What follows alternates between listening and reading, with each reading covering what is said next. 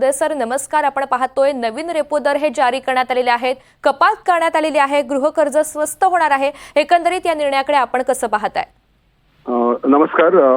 सर्वप्रथम रिझर्व्ह बँकेने हा जवळ 5 वर्षानंतर हा रेट कटचा निर्णय घेतलाय आणि रेट कट झाल्यानंतर साहजिकच आहे की पहिली अपेक्षा अशी असते की आपले जे हप्ते असतात ईएमआय त्याच्यामध्ये रिडक्शन होऊ शकतं. पण रिझर्व्ह बँकेचा जो स्टान्स आहे तो न्यूट्रल आहे. म्हणजे सध्या तरी रिझर्व्ह बँक जी आपली महागाई आहे आणि जीडीपी दर आहे यांची सांगड घालताना बघितलं तर पुढच्या वर्षामध्ये महागाईचा हा जो दर आहे तो साधारण 4% ऍव्हरेज राहणार. 4.2% मध्ये 4.9, 5, 3.8 आणि 4.2. रबी पीक चांगलं आलेलं आहे आणि आपले रिझर्व्हेज आहेत त्याच्यामध्ये चांगला सध्या तरी पाण्याचा साठा आहे. ही एक पॉझिटिव्ह नोट आहे असे गव्हर्नर यांनी सांगितलं. आणि जर जीडीपी ग्रोथ म्हटलं तर मागच्या वेळेच्या तुलनेने आपण 8%च्या वरती होतो, तर अजून सुद्धा तिकडे 6.5% वरती रिझर्व्ह बँक मला स्टिक राहणार आहे.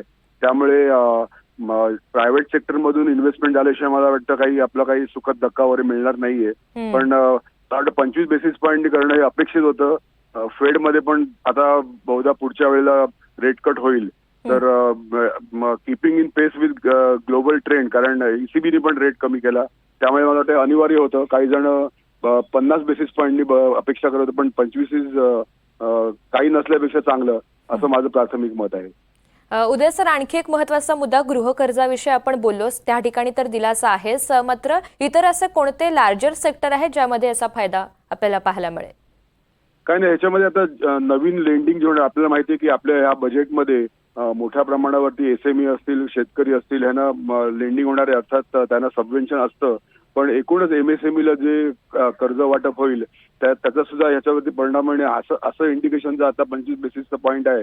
तर अजून सुद्धा 2 किंवा 4 महिन्यांनी जर पूर्णपणे महागाई कंट्रोलमध्ये राहिली तर तिथे शक्यता आहे की इंटरेस्ट रेट अजून सुद्धा कमी होऊ शकतात.